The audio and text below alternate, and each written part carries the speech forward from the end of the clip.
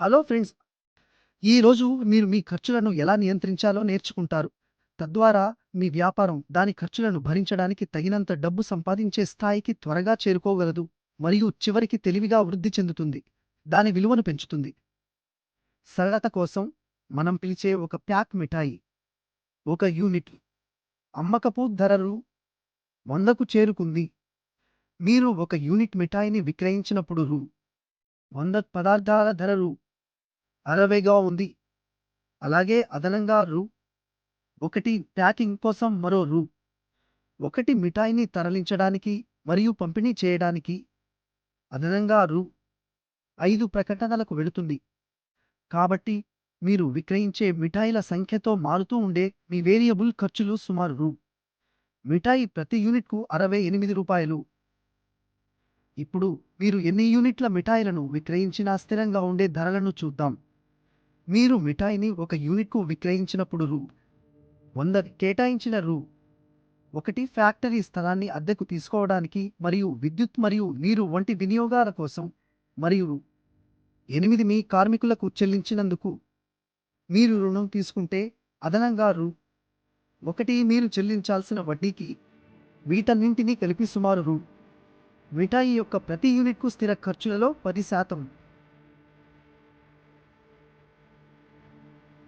మీరు స్థిర మరియు చర వ్యయాలు రెండింటినీ కలిపినప్పుడు మీకు ప్రతి యూనిట్కు మిఠాయిలు తయారు చేయడానికి 78.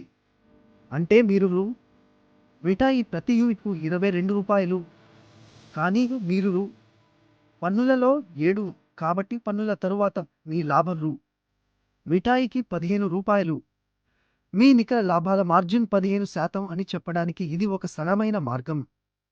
ఇప్పుడు ప్రణాళిక భాగం కోసం మీకు 2 ఎంపికలు ఉన్నాయి. మీ లాభంలో కొంత భాగాన్ని తిరిగి వ్యాపారంలో పెట్టుబడి పెట్టండి లేదా ఆ డబ్బును మీకోసం ఉపయోగించుకోండి. మీ లాభంలో సగం పెట్టుబడి పెట్టడం తెలివైన పని, అంటే రూ. 8 స్టాక్ వంటి విషయాల కోసం తిరిగి వ్యాపారంలోకి ప్రవేశించండి. అప్పుడు మీరు మిగిలిన రూ. 8 మీ కోసం లేదా ఇతర ప్రయోజనాల కోసం త్వరగా లాభం పొందడానికి మీ స్థిర ఖర్చులను తగ్గించడానికి ప్రయత్నించండి. క్యాండీలను తయారు చేయడానికి ఒక స్థలాన్ని అద్దెకు తీసుకునే బదులు మీ సొంత షెడ్ను ఉపయోగించండి. ప్రారంభంలో కార్మికుల ఖర్చులను ఆదా చేయడానికి కుటుంబ సభ్యులు మీకు సహాయం చేయండి. రుణాలు తీసుకునే బదులు మీ సొంత డబ్బును ఉపయోగించుకోండి లేదా స్నేహితులు, కుటుంబం మరియు వ్యాపార భాగస్వాముల నుండి సహాయం పొందండి. ఈ విధంగా మీరు క్రమం తప్పకుండా వడ్డీ చెల్లించాల్సిన అవసరం ఉండదు. స్థిర చెల్లింపుకు బదులుగా లాభాలలో వాటాను వారికి అందించండి. మీరు ఈ ఖర్చులను తక్కువగా ఉంచుకుంటే మీరు 2వ నెల నాటికి లాభం పొందడం ప్రారంభించవచ్చు. మీ వినియోగదారులు మీ ఉత్పత్తులను ఇష్టపడినప్పుడు మరియు మీ వ్యాపారం పెరిగినప్పుడు దానిని నడపడానికి మీకు ఎక్కువ డబ్బు అవసరం.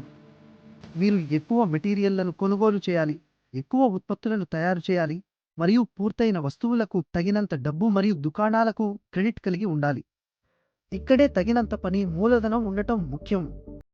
ఇది మీ వ్యాపారం ఎదగడానికి సహాయపడుతుంది. మీరు ఈ డబ్బును బ్యాంకులు లేదా స్థానిక సమూహాల నుండి పొందవచ్చు, కానీ మీ స్వంత ఆదాయాన్ని ఉపయోగించడం చౌకైన మార్గం. మీ లాభాలలో సగం వ్యాపారంలో ఉంచడం మరియు తిరిగి పెట్టుబడి పెట్టడం ద్వారా మీరు 2 పనులు చేస్తారు. మీకు పని చేయడానికి ఎక్కువ వర్కింగ్ క్యాపిటల్ ఉంటుంది మరియు మీరు మీ వ్యాపారం యొక్క విలువను పెంచుతారు. మీరు తిరిగి పెట్టుబడి పెట్టినప్పుడు మీరు పెద్ద ఆర్డర్లను నిర్వహించవచ్చు మరియు ఎక్కువ స్టాక్ను ఉంచుకోవచ్చు. ఇది మరింత వ్యాపారానికి దారితీస్తుంది, ఫలితంగా మీ వ్యాపారం యొక్క విలువ పెరుగుతుంది. ముందుకు చూద్దాం. మీరు 2వ సంవత్సరంలో 120 దుకాణాలకు మరియు 3వ సంవత్సరంలో 140 దుకాణాలకు విక్రయిస్తే మీ వ్యాపారం చాలా ఎక్కువ విలువైనది అవుతుంది. దీని విలువ మొదటి సంవత్సరం చివరిలో 1 కోటి మరియు బహుశా 2 కోట్లు, 2వ సంవత్సరం చివరిలో 3వ సంవత్సరం చివరి నాటికి 3 కోట్లు. మీరు మీ వ్యాపారంలోకి ఎంత ఎక్కువ డబ్బును తిరిగి పెడితే అంత ఎక్కువ క్రెడిట్ పొందవచ్చు, అంత ఎక్కువ అమ్మవచ్చు మరియు మీ వ్యాపార విలువ అంత ఎక్కువగా ఉంటుంది. All the best.